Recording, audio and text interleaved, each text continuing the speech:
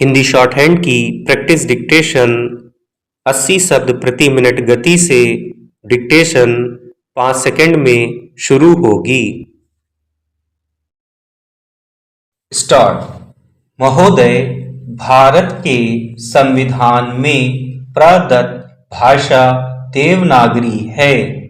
इसी देवनागरी भाषा को राजभाषा कहते हैं। आज सरकार चाहे प्रादेशिक हो, चाहे क्षेत्रीय हो अथवा केंद्रीय हो, आम लोगों के लिए प्रचार प्रसार देवनागरी का ही किया जा रहा है। और बात भी ठीक है, जब तक किसी देश में एक बोलचाल की भाषा ना हो तो वहाँ भाषा के लिए ही द्वंद्व चलता रहता है। इसी बात का आकलन करके हमारे संविधान निर्माताओं ने संविधान बनाते समय भाषा कौन सी होनी चाहिए का प्रश्न ही खत्म कर दिया और भारत की राजभाषा देवनागरी हो ऐसा स्पष्ट उल्लेख संविधान में कर दिया। वैसे तो भारतवर्ष में 80% लोग हिंदी जानते हैं, बोलते हैं तथा लिखते भी हैं, लेकिन फिर भी हिंदी को राजभाषा का दर्जा नहीं मिला, क्योंकि हिंदी भाषा कहीं कहीं इतनी क्लिष्ट हो जाती है कि उसको समझना बड़ा कठिन होता है। इसलिए उस भाषा को राजभाषा बनाया जिसमें सभी भाषाओं के शब्दों का समावेश हो सके, और वह है देवनागरी भाषा। इसे देवनागरी लिपि भी कह सकते हैं।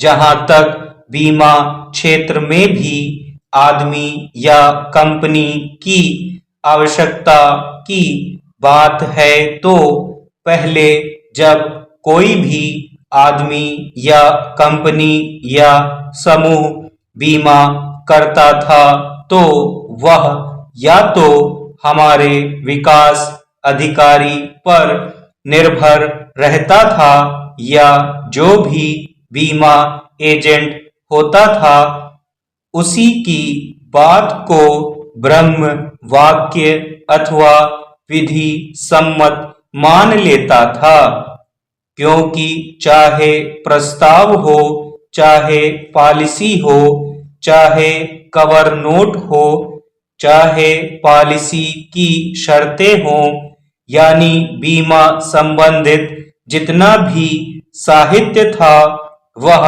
अंग्रेजी में ही लिखा और छपा हुआ था, और उसे अच्छी तरह से समझने वाले आज भी 2% से ज्यादा नहीं हैं। परिणामतः इसका प्रभाव क्या हुआ कि जब भी किसी ग्राहक को हानि या नुकसान होता तो उससे तरह तरह के प्रश्न तथा कागजात मांगे जाते थे, जिनकी पूर्ति उस समय आम ग्राहक नहीं कर पाता था और उसकी हानि या नुकसान की भरपाई नहीं हो पाती थी और उसे तरह तरह से परेशान होना पड़ता था, और ग्राहक के मन में यह धारणा बन गई थी कि बीमा कंपनी से हानि या नुकसान होने पर पैसा लेना बड़ा कठिन कार्य है। इसी कारण आम व्यक्ति बीमा कराने में इतनी रुचि नहीं लेता था। लेकिन आज हमारे बीमा धारकों की संख्या गुणात्मक बढ़ी है। महोदय, आज के संदर्भ में यदि इसका तुलनात्मक विश्लेषण गंभीरता से करें तो पाएंगे इसका मुख्य कारण भारत सरकार के गृह मंत्रालय के राजभाषा प्रकोष्ठ से स्पष्ट निर्देश है कि प्रत्येक संस्थान, चाहे वह निजी हो, व्यावसायिक हो या जिससे आम आदमी का काम पड़ता हो, उसे अपने सभी प्रालेख द्विभाषी रखने होंगे, जिनकी एक भाषा देवनागरी होगी। आज प्रत्येक संस्थान अपने साहित्य की एक भाषा देवनागरी भाषा रखता है। यह सारा श्रेय हम भारत सरकार को देंगे, जो समय समय पर इसका मूल्यांकन भी कराती है।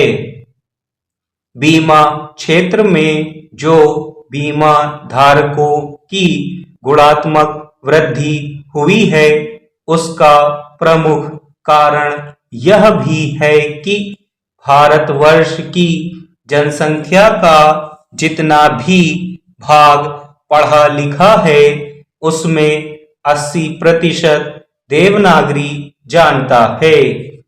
आज जब बीमा की पॉलिसी हम अपने ग्राहक को देवनागरी भाषा में छपी हुई देते हैं तो वह उसे बड़े ध्यान से पढ़ता है, समझता है और जो भी जिज्ञासा बीमा धारक के मन में होती है तो वह हमारे विकास अधिकारी से या समकक्ष किसी भी शाखा कार्यालय में जाकर उसका समाधान ढूंढ निकालता है और जब भी हानि या नुकसान होता है तो बीमा धारक तर्क देकर अपनी बात बड़ी सरलता से मनवाता है। उसे न्यायालय जाने की इतनी आवश्यकता नहीं पड़ती।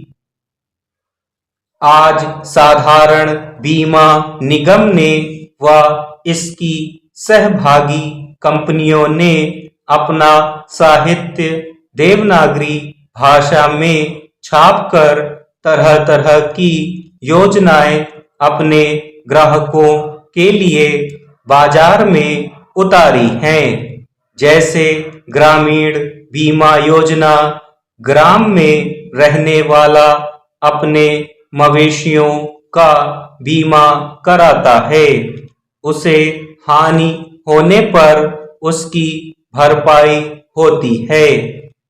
फसल बीमा, मुर्गी पालन, पर्सनल एक्सीडेंट, मेडिक्लेम, दुर्घटना बीमा, ओवरसीज मेडिक्लेम, पंप सेट तथा अपने वाहन इत्यादि घरेलू सामान का दुकान हो या मकान। आज बीमा साहित्य देवनागरी में है।